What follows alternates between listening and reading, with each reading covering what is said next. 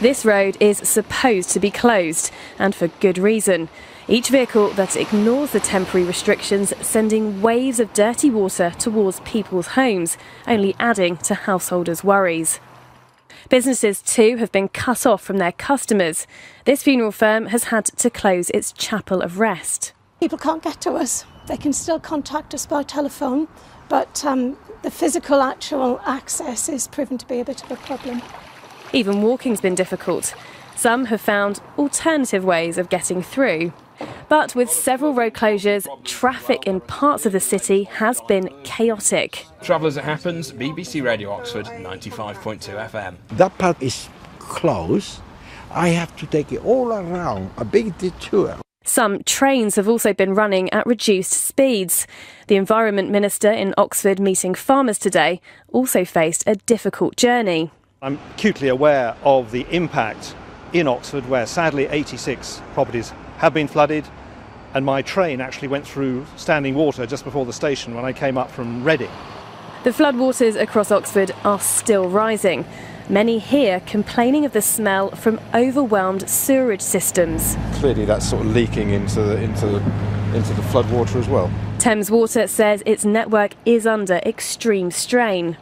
This block of flats on the Botley Road in West Oxford is entirely surrounded by floodwaters. Myself, I've been given no advice whatsoever. And I don't think any of our neighbours have been given any advice by nobody. Today's heavy rainfall early on won't help. It's seeping towards the slowly rising Thames. The next 24 hours are critical. Victoria Cook, BBC South Today. In rural areas, many people are simply hoping that the sandbags will hold out. For some local businesses, the damage has already been done though. Peter Cook has sent this. Testing the waters for the afternoon school run. Like dozens of roads across the county, this stretch in Culham near Abingdon was closed to motorists, leaving some residents feeling vulnerable. Jane only bought her house 5 months ago.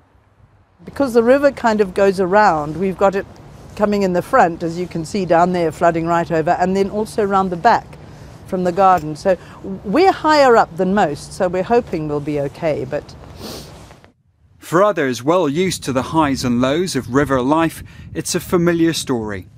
This is probably as high as I've seen it in recent years, certainly. Obviously in years gone by, yeah, it's been through the houses, but I've never experienced it. But all in all, considering we live right on top of the river, we've been really fortunate, I think. These lights not being used to stop any traffic here today between Culham and Sutton Courtenay, just down there. The houses behind me making preparations for the coming days. They are expecting the water levels to rise. Despite that, people living down in Sutton Courtenay still taking the risk to come through the dangerous waters. Down the road and a football pitch turned swimming pool. A clear reminder of the financial and human cost this weather can cause. The chairman of Abingdon Football Club has told me they'll be unable to play on this pitch for the next 10 weeks once the waters recede. He'll also lose £10,000 or a fifth of the club's annual income. This pitch was dry on Sunday and is now under nearly 3 feet of water. We're told the worst is yet to come. Peter Cook, BBC South Today.